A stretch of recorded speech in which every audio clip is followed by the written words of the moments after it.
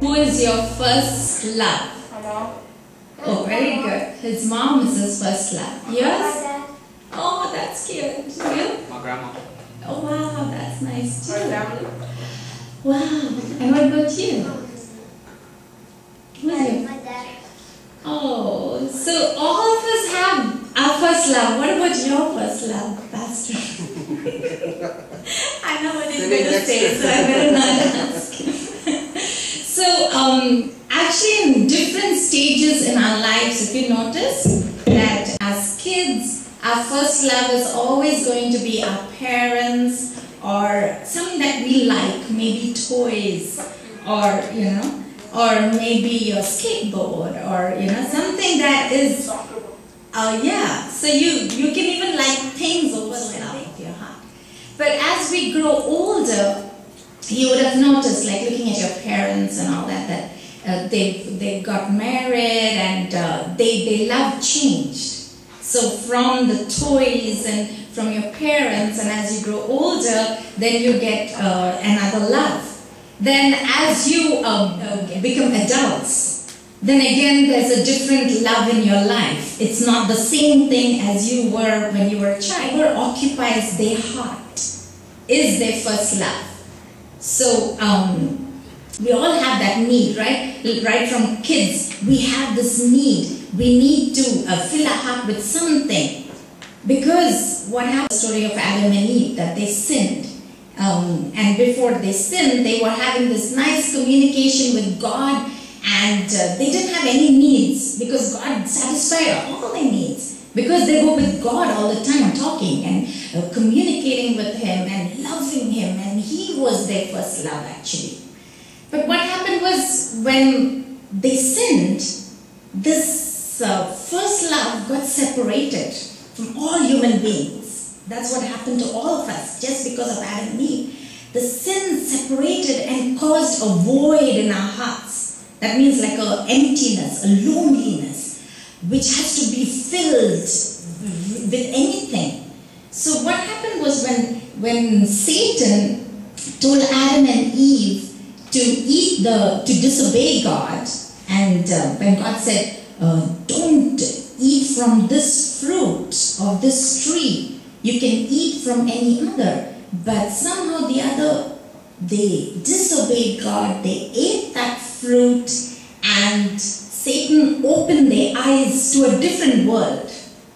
And the world that they were living in, which was called paradise, the Garden of Eden, was taken away. Their eyes were closed to that world, and their eyes opened out to the world that Satan is now the God of that world. That's what the Bible says, that Satan is the God of this world. And he told Eve that your eyes will be opened if you disobey God, if you eat that forbidden fruit, which the story goes. So she disobeyed, and her eyes got open to this world which God cursed. And that's why you see, when no matter how much we work, we produce thorns and thistles, meaning that no matter how much we work and work and work, we are never content and never satisfied. So that's the meaning of thorns and thistles that the earth was giving us in return. And that's what's happening in everyone's family, that they have this void or the loneliness in their hearts, and they need to fill it up with some emotion, with it. So that's our present condition now. So that's why we are separated from the Lord, and we have this hole in our heart to be filled up really fast. So how do you think that we're going to fill this up? How do you think we were going to fill this? We know that it's caused because God has separated from us. So now, to fill up this loneliness in our heart and the void in our heart, we have to fill it up by what? God. So who has to be your first love? God. Exactly. So you see, you shouldn't think of it, because they are going to be temporary. It's going to satisfy you right away, for example. Doesn't it only make you happy only for a little while? Then you want something else. Then you're not content. That's called thorns and thistles. You're not happy with what we have. You want to get more and more and more. So that's a curse upon us, that we are never content with what we have, and we tend to gather possessions this toy, that bike, this thing. It's never ending. We want everything we see. We want, right? So that's because of we don't have the void filled up in our hearts. We don't have God in our heart. Introduce the thorns and thistles. That means makes you discontent. And you're not a happy person. Because you cannot be a happy person because of the curse upon us. Because you're filling up your heart with something else.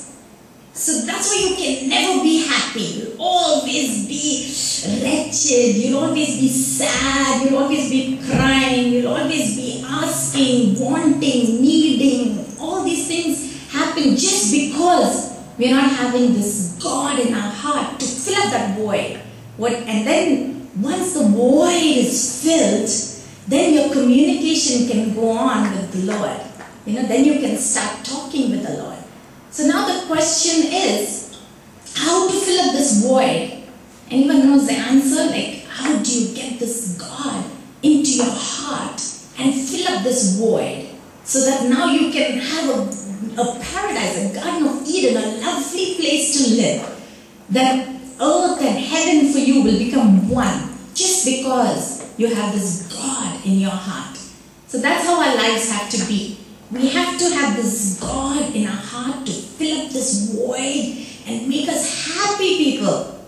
And we'll enjoy every day you wake up in the morning. It'll be like, it's a brand new day. It's so beautiful. And the first thing that comes in your mind will be the love of your life. The first love. The first love that is meant to be in everyone's heart is God. So when you wake up in the morning, you're like, my God, I praise you, God. That's how our attitude has to be. It's not, you look at your TV or your, what games, whatever you buy for yourself, your Xbox, and you're so happy and excited and you run to your Xbox. It doesn't work like that because there's a danger. If you keep anything in your heart other than God, then you're going to have thorns and thistles. Say that, thorns and thistles. That means a curse upon you. There's a curse upon the earth which will produce, no matter how hard you work, no matter how hard your parents are going to work, there's not going to be contentment. No one's going to be happy and enjoy the fruits of what they work for. They're going to be sad all the time. Why? Just because the first love is not what? Jesus. Is not God. That's it. So the Bible tells us clearly that the Lord, He's come down. He came down, like God came down, right? He came down in the form of whom? Exactly, in the form of Jesus. So He came in the form of man just to tell us how much He loves us. So when you love a person so much, you're ready to give your life for that person, right? You'll say like, I can give my life for my mom or my dad or anybody who you love. You want to just say, I don't care about my life. I love them so much that I want to give my life. And that's exactly what Jesus did. God did. God, who is our first love, He came to say that I love you so much that I would die for you. And you'll be wondering, like, why do I need you to die for me, Lord? Like, what sense does that make, right? You'll be thinking, why does Jesus have to come and die for me, right? So, the whole point that the Lord came, one is to prove His love for us, that He came to die for us, and He came to take away our sins and the curses that were put on us. These thorns and thistles which were given to us because of the curse, because of our disobedience. Jesus came and He bore all our sins on Himself. And how can I simplify that for you? Like, it doesn't make sense. Like, still, why did He have to like take all our sins, right? So, we all know that Satan is the god of this earth. We all know that Satan has come to take away, to rob us, to steal, and take away all our joy and happiness. That's what Satan's job is. As Jesus take away Jesus came so that he would defeat Satan. He would defeat him in the sense after he died, he rose up. That means he has a spirit, and God is spirit. And this spirit is supposed to come into our hearts and live in our hearts and fill up that void. So that's a whole victory sign from the Lord. That I've come here, I'm going to die, but I'll be rising up in victory. And all you got to do so that my spirit can come and live in your heart is a small little word. And anyone can guess that. Pray. Believe. Huh? Exactly. He didn't tell us to love him, no condition, nothing. He just said, believe. So if you believe that Jesus is God, that Jesus rose again, and he comes down in the form of a Holy Spirit. So there's only one Holy Spirit, one thing, Jesus, that's it. If it's Jesus' Spirit that is true, and only one Holy Spirit, and it comes, lives in our heart the day we believe. So all God made it so easy and simple for us. He just said, believe, it's done. So if you're not saved today, if you haven't received that Spirit into your heart, where your heart is full of power for the Lord, and your heart is overflowing with love and compassion for other people. That's why do you think that we're going out and giving dinner for people? Just because we like it? No. Because of this love from God. Because he gave it to us. He's in our hearts like overflowing with love.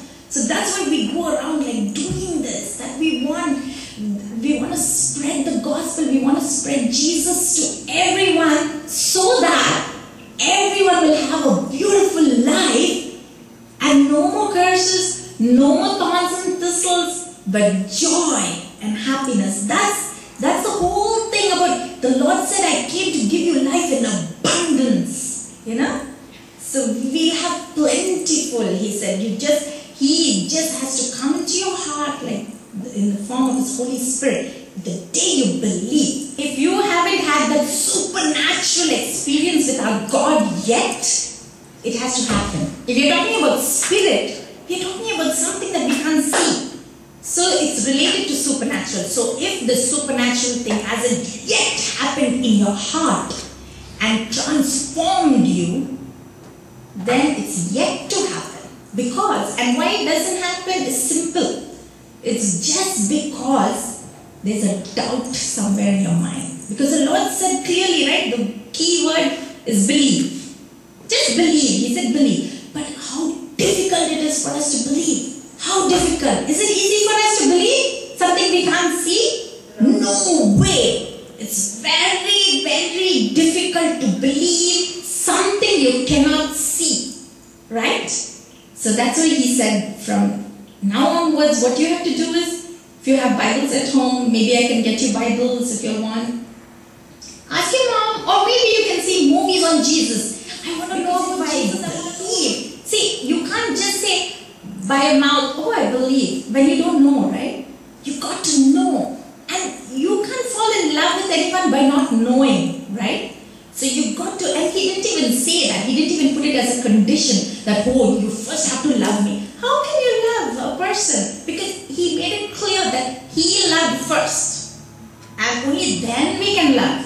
So by this whole magic of belief, when we believe, he comes into our hearts and he puts so much of love in our hearts that we can start loving him.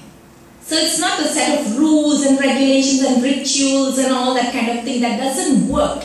You try to do all the... What will work is your heart. That's it. Your heart has to go through a transformation, and only then you'll be saved and you'll be enjoying a good life. Is that good news? Yeah, you understood, right? Plain, simple, clear. So from today onwards, who is going to be your first love? God. Jesus. That's it. It's so simple. So don't let anything else occupy your heart. Only Jesus. So all of you say, only